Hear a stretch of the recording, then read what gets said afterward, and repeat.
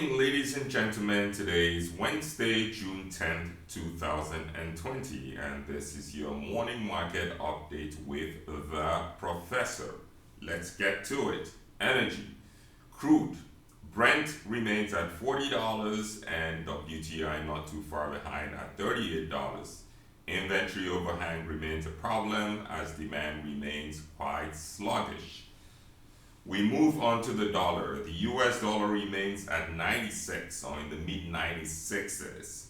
We've seen it move from about 100 to 96, and it's sort of been here for a few days now. So maybe we found a temporary floor here.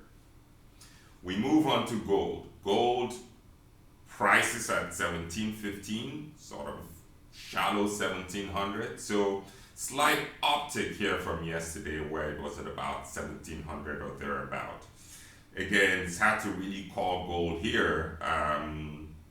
Inflation, deflation, but there we are. Euro USD exchange rate at 113 today.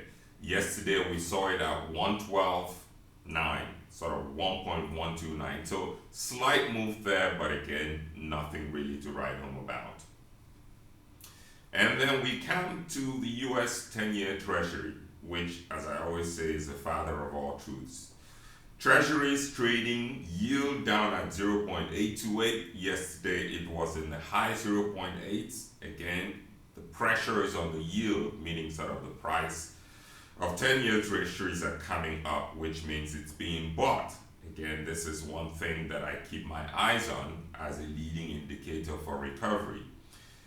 Rising yields, again, suggest that the economy is on the way to recovery, and as yield continues to dip, I think that still remains a cause for concern in terms of the recovery. So that's it for the headlines. Now, let's talk about a summary.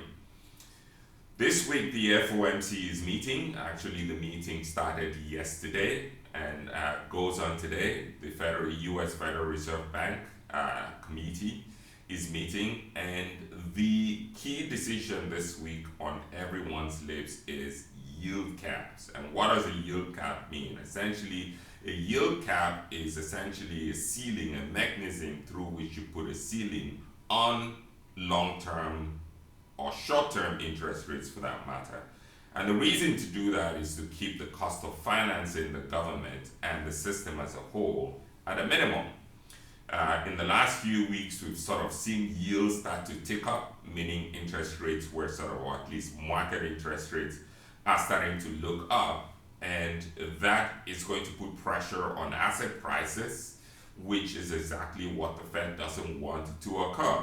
So what are they going to do, or sort of what does the market think they're going to do, is they're going to try to use this yield cap mechanism to essentially to force a cap on the cost, on the sort of on interest rates, meaning if you turn it the other way around, forcing a cap on interest rates means putting a floor on the price of bonds. So again, is, as they would say in market parlance, a price cap is more or less a put, right? It's essentially a put on bonds by the Federal Reserve Bank. Now, what happens after that is anyone's guess. Clearly, low interest rates near term is a good thing for the market. So again, this market has been known to rally for pretty much any reason that it might take off.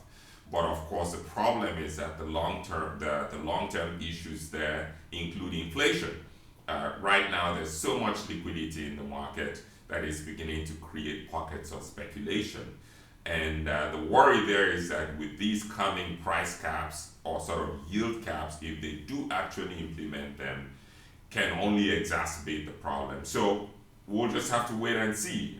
Today is Wednesday, so we should hear something either at the end of the day or at the latest tomorrow on the outcome of the FOMC meetings. And tomorrow is a big day, initial claims and some other data coming out. So it's been a tumultuous week, and I think sort of the next couple of days would even be probably more tumultuous. So boys, girls, hang on to your seatbelt here, and let's see how we ride out the week.